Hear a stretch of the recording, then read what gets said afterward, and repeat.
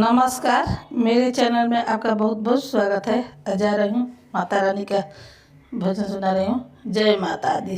हंस के पूछे भगवान कलिका को बहिनी, अब हंस के पूछे भगवान कलिका सात बहिनी। एक बहिनी विंध्याचल में बसली, एक बहिनी विंध्याचल में बसली, परल विंध्याचल देना मैं कलिका को बहिनी, अब परल विंध्याचल देना मैं कलिका को बहिनी। अब हंस के पूछे भगवान कलिका को बहिनी। एक बहिनी कलकत्ता में बसली, एक बहिनी कलकत्ता में बसली, परल कलकत्ता देना मैं कलिका को बहिनी, अब परल कलकत्ता देना मैं कलिका सात बहिनी। अब हंस के पूछे भगवान कलिका को बहिनी।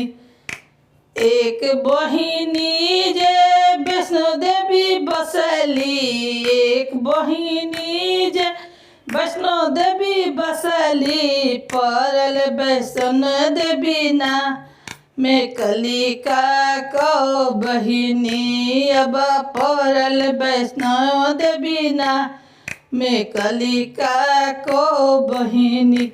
अब हंस के पूछे भगवान कलिका को बहिनी।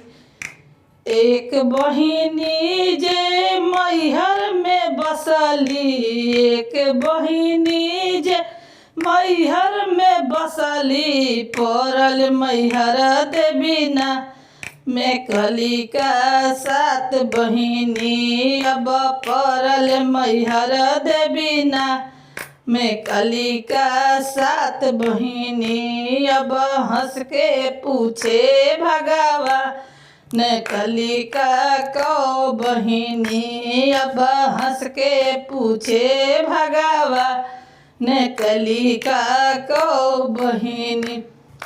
एक बहिनी जे पटना में बसली, एक बहिनी जे पटना में बसली, परल पटन देना मैं कलिका को बहिनी, अब परल पटन देना मैं कलिका को बहिनी। अब हंस के पूछे भगवान कलिका को बहिनी, अब हंस के पूछे।